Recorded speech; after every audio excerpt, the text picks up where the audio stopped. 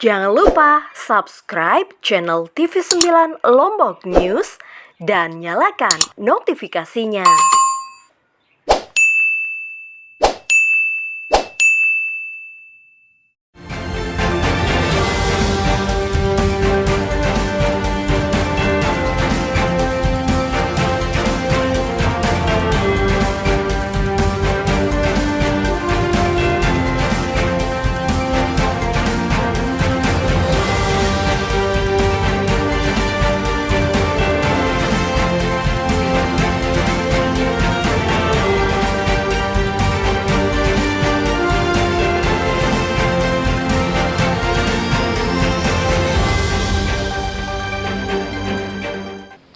Pemirsa, spesial interview kali ini akan mendatangi salah satu petani porang yang juga merupakan Ketua Dewan Pimpinan Cabang Petani Pegiat Porang Nusantara atau P3N di Kabupaten Lombok Tengah.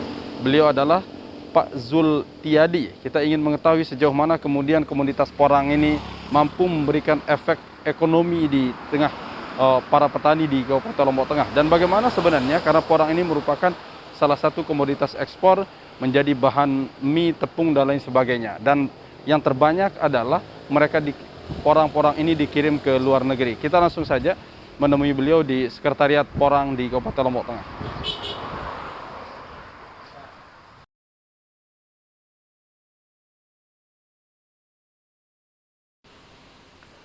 Assalamualaikum. Waalaikumsalam warahmatullahi. Apa kabar, Bang Zul? Alhamdulillah sehat. Sehat ya? Alhamdulillah. Apa kegiatan hari ini di kantor Sekretariat? Ya ini sedang ini dulu kebetulan kemarin kita Kalau kita buka masker ya, karena sudah jarak kita sudah. Okay. Ya. Alhamdulillah sekarang kita sedang ini lengkapi berkas. Kemarin kita kerjasama dengan P3N DPC Lombok Tengah kerjasama dengan Bank BNI untuk pencairan dana KUR. Wow, KUR mikro. keren berarti ya. Nah, tapi sebelum lebih jauh kita bicara soal itu, ya. Saya ingin perkenalkan dulu, beliau ini adalah Ketua DPC P3N ya, Petani Pegiat Porang Nusantara di Kabupaten Lombok Tengah. Okay. Apa ini? Mungkin banyak masyarakat kita yang masih belum tahu, Bang Zul. Sebenarnya komoditas atau porang ini apa sih? Keistimewanya maksudnya? Ya. Kelebihannya? Sejenis tanamannya. Oh, sejenis tanamannya. Ini porang ini sebenarnya sudah lama sebenarnya. Budidaya porang ini sudah lama sekali. Kalau di daerah-daerah lain? Gitu. Daerah lain. Cuma di Lombok Tengah ini kita baru viralnya antara 2 tahun inilah. 1-2 tahun ini. Di tahun 2019. Kemarin kan kebanyakan mungkin dari orang Lombok Tengah lihat yang di TV, Paidi Porang itu mungkin di situ dia mulai ini. Tapi kalau saya pribadi tahun 2019 nanam juga, cuma tidak banyak. Pernah nanam berapa? Sekitar 10.000. 10.000 pohon. 10.000 pohon ya. Itu di areal berapa luas? Lahan? Itu kita tidak lihat areal karena kita tanam di lahan hutan, di hutan. tegakan hutan. Oke. Nah, di daerah Mariji. Alhamdulillah sudah panen sekarang karena kita target kemarin 2 musim. Ya. Seperti yang ditanyakan tadi, porang ini sangat luar biasa sebenarnya, cuma karena kita di Lombok Tengah ini belum begitu yakin dan mungkin juga belum begitu tahu, jadi kenal, ya? belum begitu banyak yang budidaya. Tapi alhamdulillah untuk sekarang tahun ini mungkin banyak lah. Pak Zul pertama kali tahu porang dulu dari mana?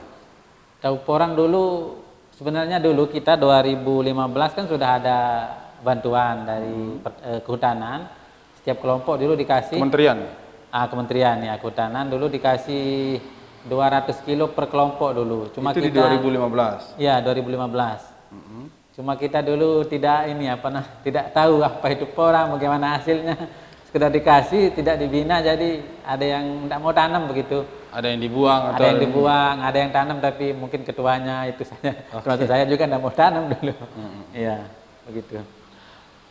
Setelah itu, kenapa kemudian setelah berapa tahun diberikan oleh Kementerian Kehutanan itu baru teman-teman mulai mau menanam begitu?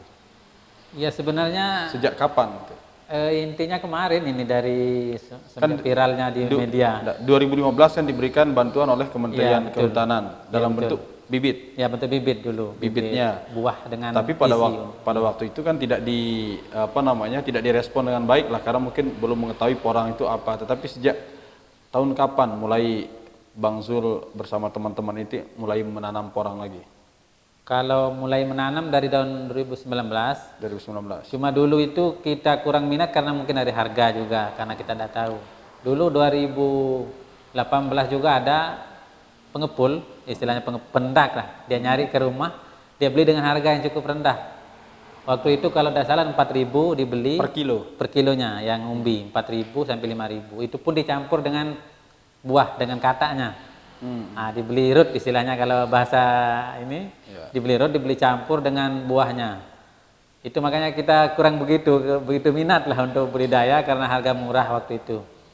Dan sekarang mungkin karena walaupun harga tidak begitu ini, cuma karena peluang kedepannya, peluang untuk kedepannya, untuk pemasarannya mungkin kita minat sekarang.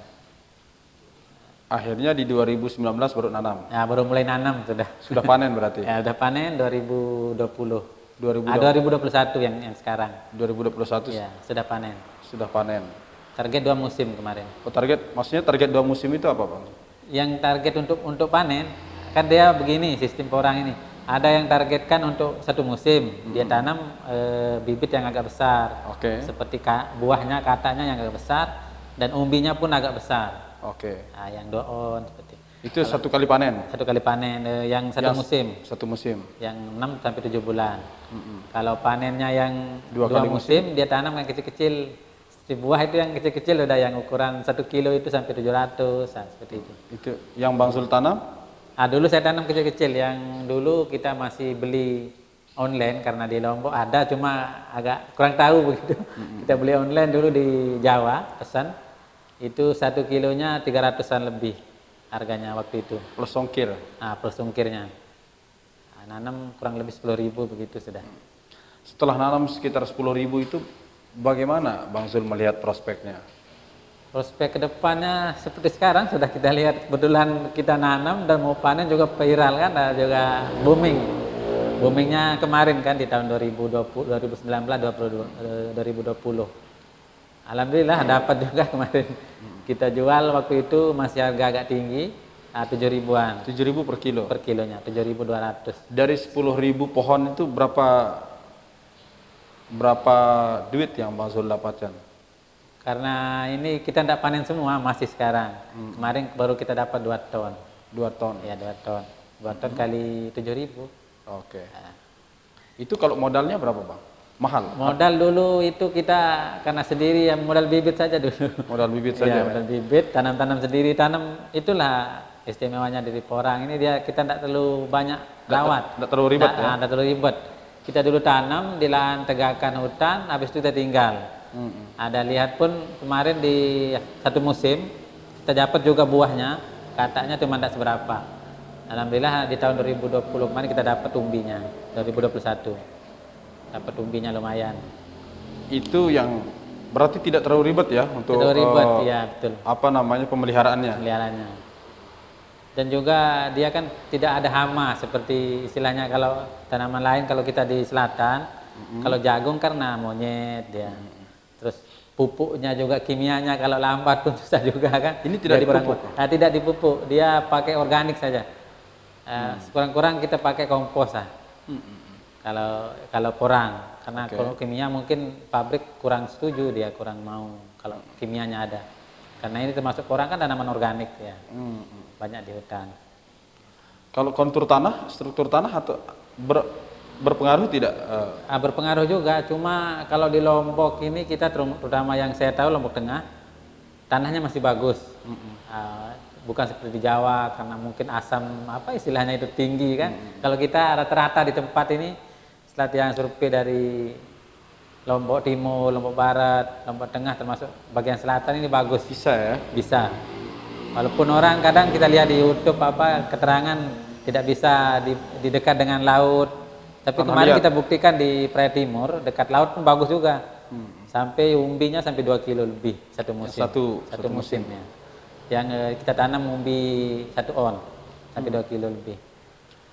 Berarti sekarang sejak di 2021 ini Bang Zul mulai membuat semacam kelompok porang, petani porang. Iya, kemarin sebenarnya kita sudah ada dengan teman-teman di Lombok Tengah yang nanam-nanam kemarin. Sekitar kalau tidak salah 100 orang lebih kemarin kita sudah buat sebenarnya kelompok tani, tapi kelompok tani biasa lah, porang tapi Yang belum dulu? Ya, belum terorganisir. Iya, betul. Pas kemarin kita sudah bentuk, alhamdulillah Mas Iwan dari KLU, sekarang jadi ketua DPW P3N, ngajak untuk gabung di P3N. Nah, biar tidak ribet mau urus badan hukum apa semua, dia bilang lebih baik kita gabung dengan kita. Ini sekarang sudah alhamdulillah orang-orang di dalamnya sudah pakar semua, beliau bilang termasuk mantan Menteri BUMN yang dulu kan Pak Dahlan Iskan. Dahlan Iskan. Pak Nah, Dahlan Iskan masuk pendirinya. sebagai pendiri Pendiri Dewan Pakar. P3N. Dewan Pakarnya. Termasuk Pak Profesor Suwarji. Nah, beliau guru besar di UNRAM, Fakultas Pertanian. Ilmu Pertanahan di UNRAM. Termasuk dia Dewan Pakar dari Lombok. Sekarang sudah berapa orang yang tergabung dalam kelompok di DPC Lombok Tengah? Kalau Lombok Tengah ini kita sudah di atas 415 orang. 415 orang. Iya, yang sudah nanam sekitar 200-an lebih, 250 orang. Nah, ini yang belum nanam, yang nanam tapi sedikit sudah yang 100 begitu. Yang 100, 500. Kebetulan tahun kemarin yang sebagai penjual bibit juga. Yang tahun kemarin? Tahun kemarin. Rata-rata yang kita rekrut, yang kita ajak kemarin ada teman-teman yang ngambil bibit di saya dulu, yang ngambil bibit terus gimana untuk lebih ininya kita buat kelompok saja, kita bilang. Akhirnya mereka setuju semua, alhamdulillah. Apa bedanya mereka bertani porang secara individual dengan tergabung di dalam kelompok petani porang nasional? Mungkin kalau bagi saya pribadi sangat luar biasa kalau kita kelompok ini, karena kita bagi-bagi ilmu. Kita bisa bagi-bagi ilmu, terutama karena porang ini termasuk barang baru, jadi kita perlu pelajari. Nah, sebenarnya bagaimana cara olah lahan, bagaimana cara budidaya yang benar.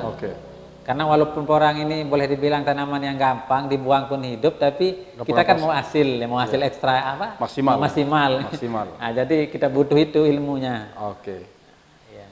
Bang Zul, nanti akan banyak kita bicarakan juga kaitan bagaimana kemudian pola tanamnya, bagaimana cara pembibitannya.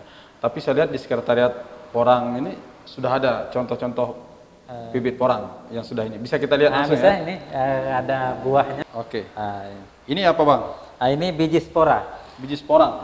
Bunga kalau orang ini bunga porang sudah. Oh, bunga porang. Kalau bahasa ini porang itu ada bunganya juga? Ada bunganya. Dan bunganya ini bisa jadi bibit juga? Bisa jadi bibit, untuk jadi bibit. Tapi dia targetnya musim kecil-kecil. Targetnya lama lagi, musim panennya. Tapi umbinya kecil-kecil nanti kalau... umbinya kecil-kecil. Dia kalau ini kita tanam dalam 2-3 on per musim isinya. 2-3 on. Berapa per sekilo ini? Kalau ini sekarang harga 500 sampai 800 ribu. Tergantung kualitasnya. Per kilo? Ya, per kilonya. Kalau ini kualitas nomor berapa Pak? Ini punya pribadi, kita belum bisa tentukan, cuma untuk pribadi saja. Untuk tanam pribadi saja. Nah, ini ada yang saya lihat. Ini yang sudah kalau ini sudah dicontoh, sudah dicip. Ini umbinya. Ini umbinya yang bisa dipasarkan langsung. Yang sudah bisa dipasarkan. Ya. Ini yang umbi ukuran berapa kilo ini kalau irisannya seperti ini? Kalau ini ukuran 1 kilo kemarin, 1 kilo lebih, di atas 1 kilo. Termasuk yang ini ya? Ya betul. Yang ini?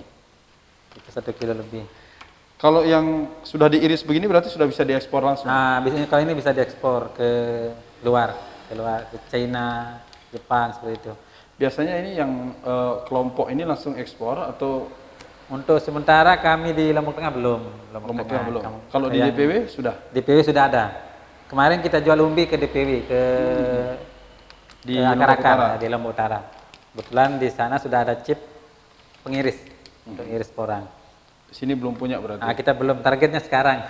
Doakan mudah-mudahan kita doa. Mudah-mudahan target untuk tahun ini kita sudah ada chip. Negara mana saja tujuan ekspornya? Kalau dari DPW kemarin keterangan sampai ke Cina dengan Jepang. Cuma untuk Korea anda tahu. Kalau teman-teman di Jawa, di Bali sudah sampai ke Korea dia bilang untuk kirim. Ini ada saya lihat juga, ini bibit juga Bang? Bibit juga. Ini. Yang ini. bibit juga. Yang ini bibit juga. Ini kataknya, buahnya. Buah. Iya. Buah porangnya. Buah porangnya. Mm-mm. Itu jadi bibit. Nah, ini tergantung ukurannya. Bedanya ini dengan bunganya apa? Dia lebih kecil. Kalau bunga kan dia Buat musim umbinya lebih kecil. umbinya lebih kecil dan musim untuk panen kalau kita tanam sekarang dia 3 tahun. 3 tahun baru panen. Baru panen. Kalau Targetnya. bunga? Ya, kalau bunga. Kalau ini Kalau ini ada yang 1 tahun, ada yang 2 tahun. Kalau besar-besar targetnya 1 tahun. Cuma kadang orang kalau buat bisnis dia belah ini, dia kecil-kecil, belah empat. bisa dibelah? Bisa dibelah. dan bisa ditanam juga. Bisa kalau sudah ditanam dibelah. ya, belah baru tanam. Tapi ada perlakuan khusus. Nah, jangan langsung dibelah tanam, nah, nanti busuk dia. Ada cara-caranya dia. Ini berapa kilo berarti ini? Ini kalau satu kilo bisa naik sampai 100-200 biji. 100 biji. Harganya? Harganya 100 sampai 200 ribu. Oh, berarti sekitar 1.000 ya satu Iya. ini. Kalau untuk 1 kilo berapa area lahan yang dibutuhkan? 1 kilo kalau isi 100 kali 30 cm. Tergantung kita mau nanam 30 cm atau 25 cm atau setengah meter, tergantung kita. Tergantung kita lihat lahan juga. Bang, saya masih penasaran bagaimana cara pembibitan dari Pembibitan. porang ini. Bisa ada nanti kita lihat. Bisa kita Oke. lihat di lokasi nanti. Kita akan beranjak ke lokasi tempat pembibitan Bang ya. Iya. Nanti kita lihat bagaimana prosesnya dan seperti apa dan berapa lama proses pembibitan itu bisa dilakukan dan baru kemudian ditanam. Betul. Bisa. Mari Bang.